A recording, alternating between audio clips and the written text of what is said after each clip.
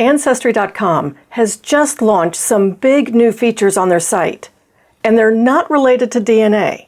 In this video, I'm going to show you what those new features are, how you can get them, and if they are worth it. What Ancestry has launched is something that they're calling Ancestry Pro Tools. And it's a suite of tools that are designed to work with your family tree on Ancestry. I do want to thank Ancestry for letting me be part of the beta of the Ancestry Pro Tools and testing it out before it got released, and for letting me have some access to Ancestry Pro Tools after the release. But I want to make it clear that Ancestry did not ask me to make this video, and they certainly didn't tell me what to say in this video. Let's take a look.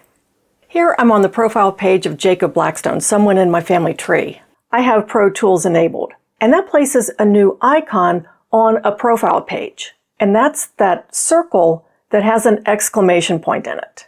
And you might notice that there's also a white dot that tells me that there is a possible error with this profile. There is a residence event 10 years after the death date. I have his death date entered as the 27th of January 1913, but when I scroll down, I can see that I've attached a residence for him in 1930. I actually did this on purpose. I wanted to see how the fact checker would react in real time. The fact checker is not limited to just dates after a person has died. On this profile of Della Ogier, I also have that little caution and warning light, and when I click that, I get this message that a child was born before Della Ogier was 8. I have that Della was born in 1899 and her son Ernest was born in 1893. So I need to go check to see which of those dates is incorrect. I suspect that I made a typo when I entered Della's date. The fact checker is just one part of the new Ancestry Pro Tools. Another part is a new way to be able to work with that list of everyone that you have in your family tree. To do that, go into one of your trees on Ancestry. Click on Find, and then click List of All People. Now we've had the List of All People before, but what the Pro Tools have added are ways of filtering. So you don't have to look just by name. You can narrow it down by family line. So you could say, I want the direct line ancestors just on my paternal line. I could say that I only want the ancestors who are at the end of their line. I don't have anybody beyond that person. Another way that you can work with the list of all people in your family tree is in the events and places. So you can choose from birth, marriage, death, lived in, or any event. I could put in a year range if I wanted to, but let's say I want everyone in my family tree who has any event in Fayette County, Pennsylvania. And it gave me a list of people in my family tree who I have some sort of event that is in Fayette County, Pennsylvania.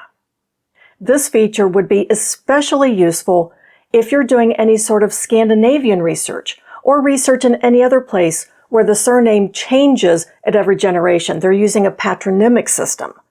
So really having a list of just surnames often isn't that helpful to you, but what is helpful is looking at a specific location.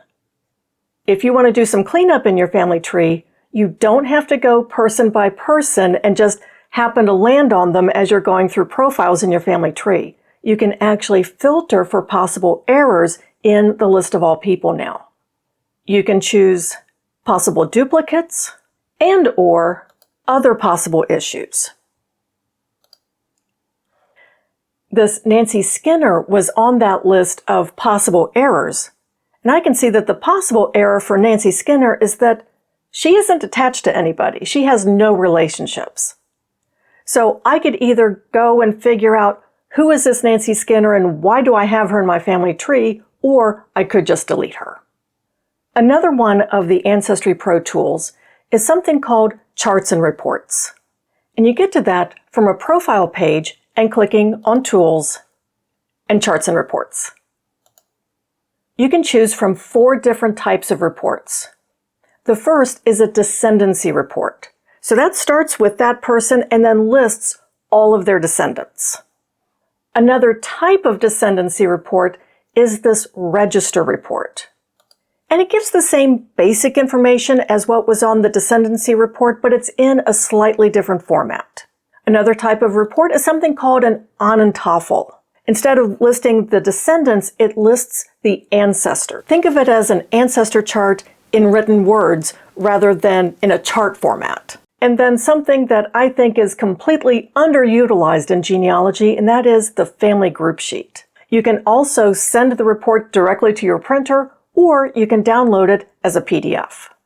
Something else that is missing from all of these reports are some things that I would really like to see Ancestry add, and that is the name of the person who created the report, the tree it was created from, the date it was created, and the option to include source citations, at least on the family group sheet. So how do you get these new Ancestry Pro Tools? Well, as of the time of this video, these features are only available to Ancestry customers in the US. I suspect that they will be rolling it out to other countries, but right now it is a US-only feature. In addition to being in the US, you also have to have either a US subscription, a World subscription, an All Access subscription, or an LDS account. So if you just have a free Ancestry Guest account, you're not going to have access to the Ancestry Pro Tools. Remember at the beginning of this video when I asked, are these features worth it? Well, that's because Ancestry Pro Tools is actually an add-on subscription. The tree checker, the filters in the list of all people, as well as the charts and reports are being bundled together for $9.99 a month. That's on top of whatever it is that you have as an Ancestry subscription. Is it worth it? Well, of course, ultimately that's up to you. Interrupting this video to add something else. When I recorded that part of the video talking about the Ancestry Pro Tools, I was planning on just showing the features and giving the information about the fact that it costs $9.99 a month. But the more I thought about it, the more I feel I need to give my opinion on this. So a little bit of background. I have been a professional genealogist for almost 30 years. And in full transparency, I used to work at Ancestry. What I want to talk about specifically is the tree checker part of the Ancestry Pro Tools. First, I think that it's rather a misnomer to call them Pro Tools, because it isn't just professionals who want to be able to have an accurate tree. And also, let's be really clear about what the error checker does. It isn't going through and evaluating your research per se. It's really more of what they call a sanity check about what data you have in that tree. So do you have someone being born to a mother when she was only 3? Do you have dates entered after the person has died? Things like that. Things that both of these facts that you have for this person, they just can't both possibly be true. Also looking for anomalies like someone who lived to the age of 147. Everybody wants their tree to be accurate, not just the professionals. I have to say that I'm disappointed that Ancestry has chosen to put something as basic as an error checker behind a paywall and making it part of an additional subscription cost. That $9.99 a month is on top of what Ancestry subscribers are already paying. I own my own business, so I understand that there are costs to developing new products and new features. But I also know 2 other things. One, people have been asking Ancestry for that functionality literally for years. And second, if Ancestry wants us to discover our family history and discover those ancestors' stories, we need to have accurate family trees. As of the time that I'm recording this, Ancestry states that there are almost 1.9 billion entries in public family trees on Ancestry. And who knows how many more are in private family trees on Ancestry. But helping users make more accurate family trees isn't just something that's nice for those particular people who have errors in their trees. Those 1.9 billion entries in public family trees, that affects the entire Ancestry website, because it's those trees that are part of helping to generate hints, they help to generate those suggested records, and they also impact DNA through lines.